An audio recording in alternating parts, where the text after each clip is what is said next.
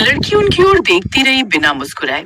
फिर धीरे धीरे उठी और अपनी हथेली में भरे कंचे लेकर उनके पास आ गई।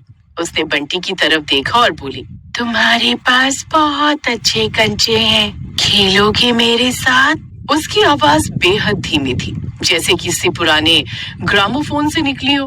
बंटी सहम गया लेकिन बोला, हाँ हाँ हाँ, खेलते हैं, मुझे आते हैं कंचे खेलने। लड़की ने मुस्कुराकर उसकी तरफ देखा। उसकी ये मुस्कान अब डरावनी लग रही थी। फिर उसने कहा, तुम्हें तो पता ही होगा, जो जीतेगा वो हारने वाले के कंचे लेगा और उसकी परछाई भी। विशाल ने हंसते हुए उस लड़की को देखा और मजाक उड़ाते हुए कहा, अब कंचे तो ठीक है, लेकिन परछाई क्या मतलब है? लड़की को उसका मजाक वाला लहजा पसंद नहीं आया तो वो गुस्सा हो गई और गुस्से में ही उसने जवाब दिया, तुम इतने समझदार नहीं हो, इसलिए तुम समझ नहीं पाओगे अभी, बस खेलो। उसने आंखें चमकाकर उसे देखते हुए कहा, जैसे उसको मारने का इरादा कर रखा हो। खेल शुरू हुआ। क्या मैं एक बार और खेल सकता हूँ? नहीं, एक ही मौका मिलता है जिंदगी में। बंटी उदास हो गया क्योंकि उसका निशाना चूक गया था। लड़की ने फिर खेला और सीधा बंटी के सबसे प्यारे कंचे को मार दिया। लेकिन वो तो मेरा पसंदीदा कंचा था, मैं वो तुम्हें नहीं दे सकता। तुम दो ना दो, वो कंचा मेरा हुआ, क्योंकि मैं जीत गई हूँ और यही तय हुआ था। फिर अचानक उसने जोर से चिल्लाया, अब तुम मेरी दुनिया के हो। बंटी की आंखें सफेद हो गईं और वो बेहोश होकर गिर पड़ा। अचानक ही वो लड़की कहीं गायब हो गई। उसके बाद तीनों दोस्त घबरा गए। वो लड़की कहाँ गई? पता नहीं, उसको छोड़, पहले बंटी को देखते हैं। ये सब देख वो बहुत डर जाते हैं। अब क्या करें? कोई भी बोलेगा तुम उधर खेलने क्यों गए थे।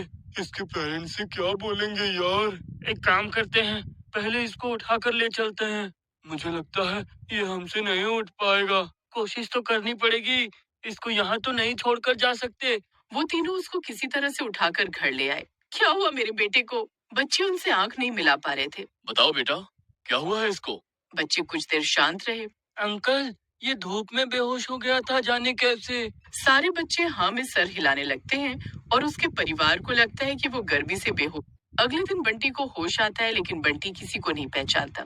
वो सिर्फ दीवार की ओर देखता रहता और बुदबुदाता, मेरे कंचे, मेरी परछाई वापस दो, मेरे कंचे दो, वो मेरा सबसे फेवरेट कंचा है। अब सब और डरने लगे। अभी तक उन्होंने बंटी के मम्मी पापा को नहीं बताया कि वो कहाँ गए थे। अयान ने उसी रात विशाल और गुड्डू को बुलाया और कहा, कुछ गड़बड़ है, वो लड़की वो इंसान नहीं थी, मुझे तो ऐसा ही लगता है, वो कुछ अलग थी। गुड्डू चुपचाप उसकी बात सुन रहा था। फिर एकदम से गुड्डू ने डरते हुए कहा, हम उसके साथ दोबारा खेलने नहीं जाएंगे, हमने गलती करी जो हम वहाँ गए। वो बंटी तो मना भी कर रहा था, लेकिन उसको हम ले गए और उसकी क्या हालत हो गई है। गुड्डू बहुत रोने लगा, लेकिन अयान को चैन नहीं था। वो जानना चाहता था कि बंटी के साथ क्या हुआ। अगर हम नहीं गए तो कुछ समझ नहीं आएगा। मुझे भी नहीं जाना है उधर, मैं तो अब तुम लोगों के साथ कहीं भी नहीं जाऊंगा। अयान खुद भी अकेले जाने में डर रहा था, लेकिन उसको जानना तो था ही ना कि आखिर बंटी को हुआ क्या है। और मुस्कुरा कर बोलती है, आज फिर कोई खेलना चाहता है? अयान को डर तो लगा, लेकिन उसने जवाब दिया, हाँ, लेकिन इस बार शर्त मेरी होगी।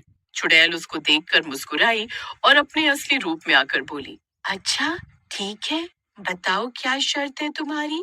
मेरी शर्त ये है कि अगर मैं जीत गया तो तुम बंटी की परछाई छोड़ दोगी, अगर मैं हार गया तो मेरी परछाई भी ले जाना। स्वीकार है। खेल शुरू हुआ। इस बार अयान ने पूरी तैयारी की थी।